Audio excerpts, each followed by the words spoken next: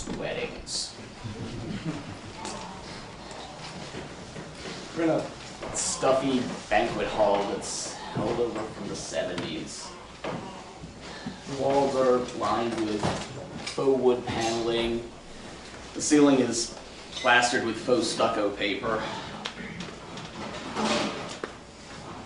It is 83 and humid here in Florida, and there is a fireplace on the far wall.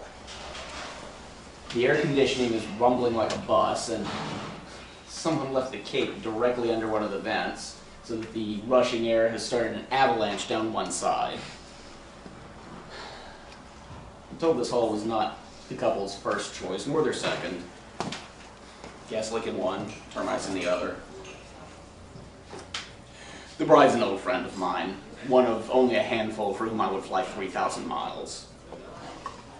If anyone deserves a perfect wedding day, it's her.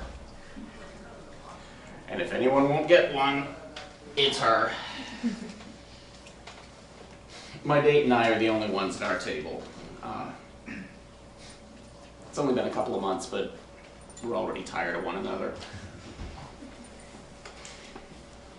She's shaking her scotch to make the ice cubes swirl in the glass. It's what she does when she's bored.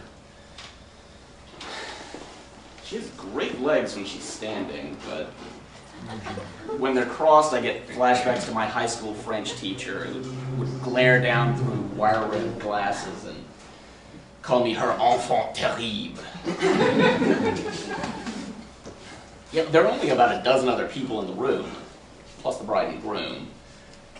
The caterers are huddled around the entrance to the kitchen discussing what to do with the leftover plates of chicken and salmon from the 87-person guest list. Well, I mean, the absentees are because of the hurricane due to hit in the next 12 hours.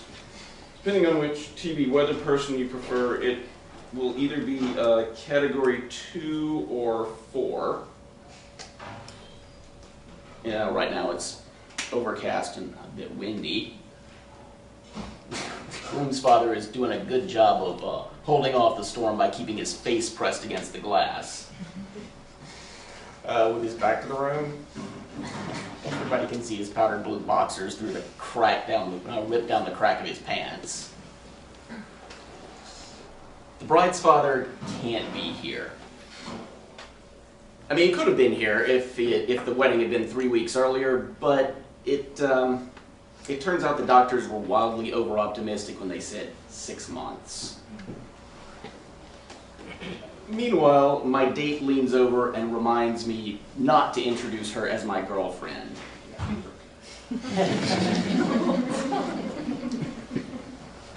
Out on the parquet floor, the bride and groom dance to WFLZ, the soundtrack of the Sunshine State.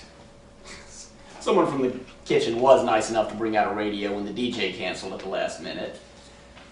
Music gets garbled whenever the wind picks up, and, well, the intermittent used car ads lack rhythm, but the